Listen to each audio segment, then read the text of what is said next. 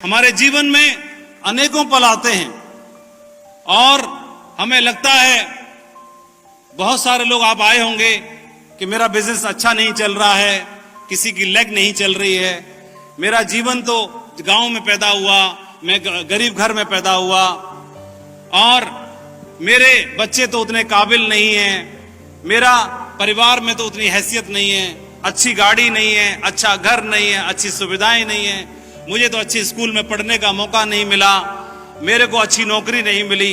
अक्सर ऊपर वाले से, परमात्मा से हमारी शिकायतें रहती हैं। उस परवरदिगार से जब भी हम प्रार्थना करते हैं, सजदा करते हैं, आराधना करते हैं, तो हमारी शिकायत होती है ऊपर वाले से कि दुनिया में तुमने बहुतों को दिया, हमारा नंबर क्यों नहीं लिया।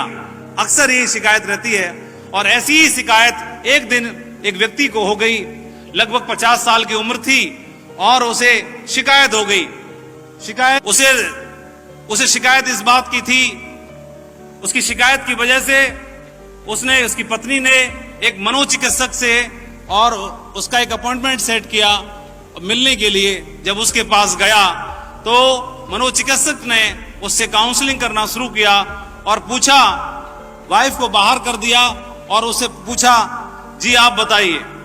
तो वह बताने लगा, मैं क्या करूं, मैं अपने बारे में क्या बताऊं, बहुत परेशान हूं, बहुत सारी चिंताएं, नौकरी में मेरा अधिकारी ठीक नहीं है, बच्चों की एजुकेशन का दबाव है, जॉब की बहुत टेंशन है, घर का लोन है, कार का लोन है, दुनिया मुझे तोप समझती है, मैं तो पटकनी भी नहीं हूं, मैं बड़ा डिप्रेशन में हूं। और वो बोलता ही चला गया और समस्याओं की किताब खोलने लगा। तब उस काउंसलर ने बोला कि ठीक है, और उन्होंने बोला कि एक काम करिए, आप 10वीं में, कक्षा 10 में कौन से स्कूल में पढ़ते थे, ऐसा उन्होंने पूछा और उन्होंने स्कूल का नाम बताया। और उसके बाद उन्होंने बोला कि उस स्कूल में आप जाना और जाने के बाद आपको एक काम करना है, उस रजिस्टर में आपकी कक्षा में, कक्षा 10 में जो साथी पढ़ते थे, उन साथियों के बारे में जाके पता करो, आज वो कहां पर हैं, किस पोजीशन पर हैं, उनका क्या हालचाल है, ये जानकारी करके आपको आनी है। चाहे 1 महीना लग जाए, चाहे 2 महीना लग जाए, आपको पता करके आना है और उसके बाद अपन बातचीत करेंगे। उसे बड़ा अचरज हुआ, आश्चर्य हुआ, लेकिन वह निकल गया। शहर में रहता था, गांव में पहुंचा, उस स्कूल को ढूंढा, रजिस्टर निकलवाए गए, कई साल पहले के थे, और उसमें से डाटा निकलवाया गया। पते पर उसने संपर्क साधना शुरू किया और उसमें से संपर्क साधने के बाद काफी सारे 120 सहपाठियों में से मुश्किल से 60, 70, 80 के बारे में जानकारी मिल पाई। और जब जानकारी की तो पता चला उसमें से करीब 20 लोग तो इस दुनिया में ही नहीं थे, दुनिया छोड़ चुके थे। उसमें से पता चला कि 7-8 लोग तो ऐसे थे जिनका जीवन साथी साथ छोड़ चुका था। उसमें से पता चला कि 10 लोग तो ऐसे थे जो नशे की लत लग गई थी उनको। कुछ लोग ऐसे थे कि इतने गरीब खाने के दाने के मोहताज, और कुछ इतने अमीर कि उनका कहना ही क्या। और कुछ को कैंसर, कुछ को लकवा, कुछ को डायबिटीज, कुछ को अस्थमा, कुछ को दिल की बीमारी, और किसी की चोट लग गई, किसी के हाथ की हड्डी, किसी की रीढ़ की हड्डी, किसी को कुछ और चोट, किसी के बच्चे बेकार निकल गए, आवारा। और एक जेल में भी था उसमें से।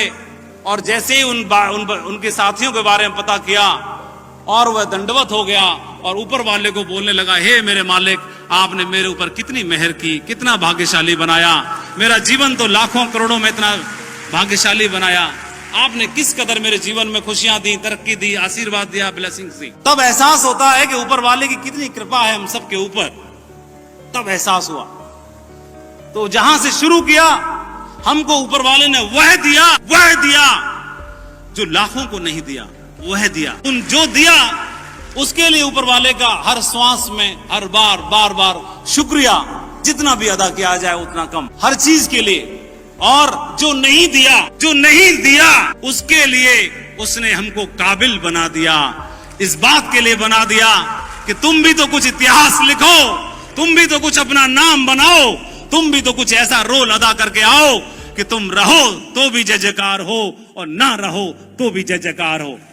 इसके लिए भी कुछ तो छोड़ दिया। तो ये ऊपर वाले की मर्जी है और उसके लिए जितना भी शुक्रिया अदा किया जाए उतना कम है।